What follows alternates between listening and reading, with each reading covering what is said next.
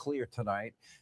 And this, we send a message to the panicked isolationists, the legacy media mob, the radical hate Trump Democratic Party. This conflict will soon come to an end after the president achieves all of his goals. Most of them have already been achieved, clearly outlined, consistently repeated from the beginning. The first goal, Iran will not have a nuclear weapon. And now, will not have a nuclear weapon. Well, guess what? It was never going towards a nuclear weapon. And y'all changed that from nuclear weapon to nuclear enrichment. So if this is about a nuclear weapon, then why are we here? But if this is about nuclear enrichment, then okay, sure, I get it. They will not have one as a result of the president's promise.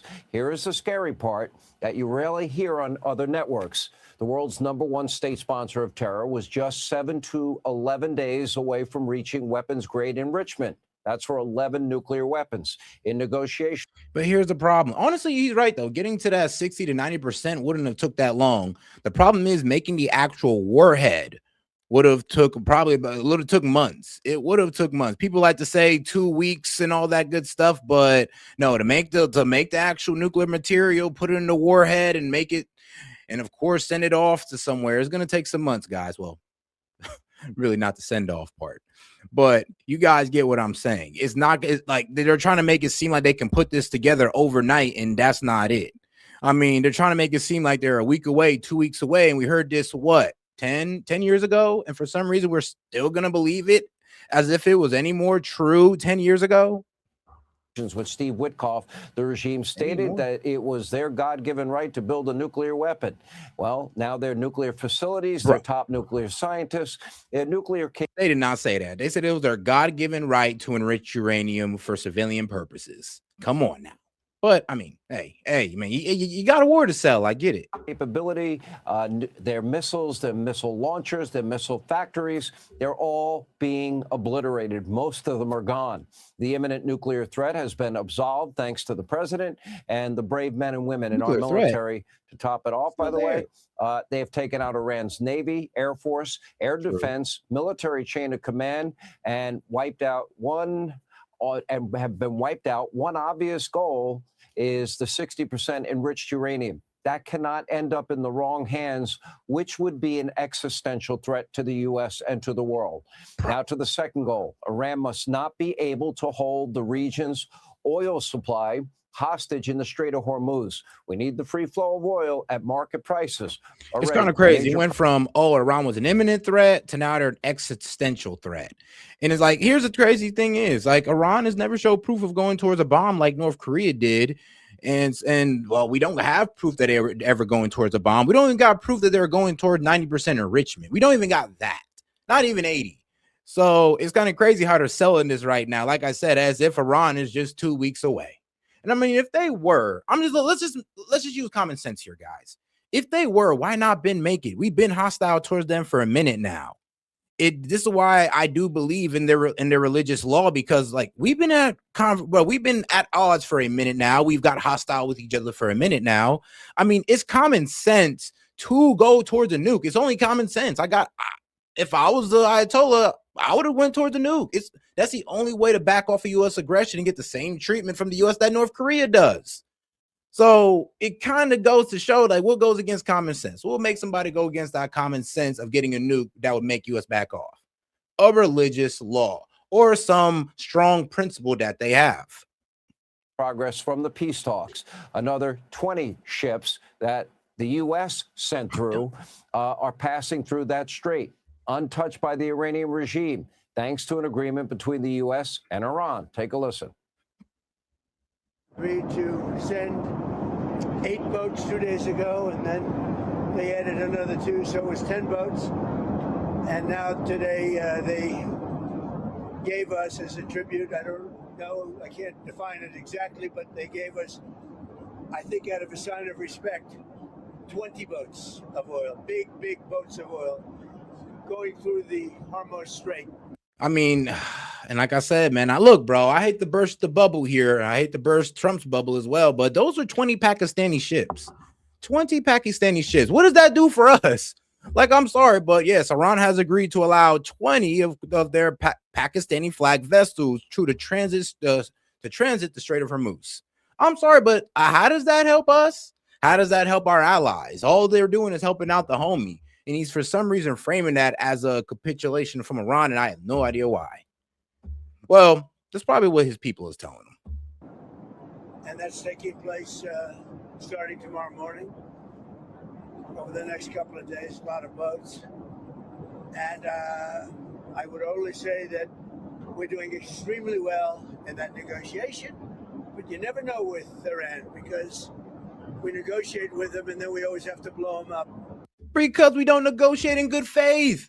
It's like, bro, the last time, bro, what was it? Before Midnight Hammer, we moved the goalposts on their ass. We was talking about, oh yeah, let's talk about nuclear enrichment. They was feeling real good about it. They came back and we switched up. We was like, oh yeah, not only do we want you to lower, like reduce your nuclear enrichment or get rid of it, but we want you to also, yes, have no more ballistic missiles. And of course, you got to stop, funding those proxies. They was like, hell no. And I mean, to be quite honest with you, like I said, if this is about their nuclear enrichment, then we can handle that through diplomatic matters. But if you want to make it about their proxies and their ballistic missiles, then you want to say, well, their missiles is a defense for their nuclear weapons. Well, I'm be real with you. That can be said about any country's missile capability at that point. So what, we're just going to start stripping everybody of their missiles now? I mean, what, we're going to start stripping people of nukes and missiles? Because we might as well go all the way if that's the logic. Now, these are specific tankers that the U.S. has approval to send through. They have not touched those. Now, this likely means two things. One, whoever the U.S. is negotiating with from Iran's fractured leadership has real decision-making power. Two, Iran is open to negotiations. Yeah, you see how they're kind of trying to sell this. Oh, they let through 20 ships. Yes, 10 Pakistani ships. That's their homies. That's their, they literally have a pretty good alliance with each other. So I'm sorry, but Iran letting through 20 Pakistani flag ships doesn't really do anything for us. It helps Pakistan for sure, but not us. And it definitely don't help our allies like Japan. Although they won't admit it publicly, which means that a negotiated settlement is in fact possible tonight. The ball obviously is in their court. On Truth Social, the president posted the following message, quote, and if I was them, I'd pay attention. The U.S. is in serious discussions with a new and more reasonable regime to end our military operations in Iran. Great progress has been made, but if for any reason a deal is not shortly reached, which it probably will, and if the Strait of Hormuz is not immediately open for business, we will conclude our lovely stay in Iran by blowing. Which is crazy. And guys, don't forget to double tap that screen and like the video, guys, or wherever you're watching from. Make sure to smash that like button. But don't forget to like the video by double tapping that screen. Well, let's see here, though. Yeah, this was the part that honestly concerned me. Where he said, let's see here, we will conclude our lovely stay in Iran by blowing up and completely obliterating all of their electrical generating plants. That's going to harm civilians. So it should be a war crime. Oil wells, that could affect civilians. But I mean, they might look that one over. And Carg Island. I mean, that's basically a military and trade asset. We can do that. That's cool. And possibly all desalination plants. So you're just going to make sure they go through a complete water crisis. Yes, that's going to affect the people. You can't do that, Trump. Don't do it. Don't do it. At least don't do this to water desalination plants, if anything. Up and completely obliterating all of their electric generating plants, oil wells, and Carg Island, and possibly all desalination plants, which we have purposely not yet touched. This will be in retribution for our many soldiers and others that Iran has butchered and killed over the old regime's 47-year reign of terror. Now, in the coming days, Iran will be forced to make another decision. They had a choice before mid. I mean, you know what? F it, I'll be that guy. Well, I mean, what about the time that we helped Saddam gas Iranians and they lost like over 500,000 people in that war with Iraq? Yeah, I mean, what about then? I mean, I wonder how much people died in that gassing that we helped them do. I mean, you don't think they think about that as well? That's what I said. I don't like doing this whole, oh, well, they did this to us. I mean, I'm pretty sure they could play the same damn game with us. Let's just reach to the table. Let's try to find some type of middle ground, diplomacy and all that good stuff. and let's just move past it. Let's get you guys under that watchful eye of your nuclear capability, and let's just move on. But apparently, these guys want war, and they're gonna bring up every bad time possible. And here's the thing: like I said, both sides can do. Like, both sides can sit there and play victim. I mean, Iran could play victim, we could play victim. But the thing is, this has been a tit for tat game. Night Hammer, they had a choice before Epic Fury, and that is agree to the president's terms. That means hand over the enriched uranium. That means open the Strait of Hormuz or be bombed into the Stone Age while losing the ability to export any oil, make money for their country and fellow countrymen and women. Now, of course, regime change would be great, which kind of already happened now that we're at the fourth and fifth tier of leadership, but that was never the objective of Operation Epic Fury. This was always about securing America, eliminating the nuclear threat to the American people. All right. Hey, Sean Hannity here. Hey, and all right, man, let me go ahead and bring you guys in. That's my man. I just got to commend Hannity. I've never seen somebody speak so well with Donald Trump's dick lodged so deep down their throat. I mean, so you're saying Donald Trump has a big dick? I don't know how big it is, but it's definitely. Hey, yeah. I respect you guys, and I need y'all to lay off the personal attacks because it takes away from y'all character of argument. Please stop doing that. I didn't say shit. I'll take that under advisement, but I'm my own person, so I'll kind of do what I want respectfully. So, but all right, no universal for you then. So, okay. So what do you guys think about that video so far? I am gonna say I agree with you, bro. Ain't no way. So what Donald Trump is suggesting is a freaking scorched earth policy, and that's banned like there is no tomorrow because it causes unjust and indiscriminate death, bodily harm, and unnecessary suffering. You should hear what my wife wants to do to Iran. Hey, babe, what do you want to do to Iran? Turn them into fucking Universal glass. Studio. Yeah, but I've been sitting back and I've been having to play the role of S.E.T with my wife for the past week because she's like, "Why haven't we just fucking turned them into glass?" And I'm like, "Because we're not those people." Right. Well, here's the thing. I'm in the fight. Like, I don't mind. Like, Feel the same way about New Jersey. That was out of left field. What did New Jersey do to you?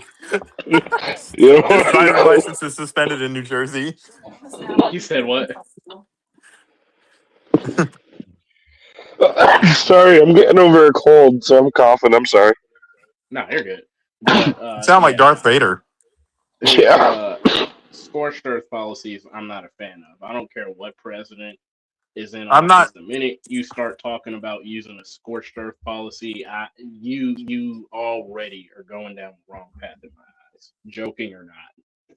I don't like scorched earth either. What the hell? Did you get rid of the video set? On accident. Whoops. Whoops-a daisy. Hello? Don't worry, I got you though. I'll find it. Accidentally exited. Yo. Set? Yo. I am. Oh. Wait, am I muted or something? No, I can hear you. All right, cool.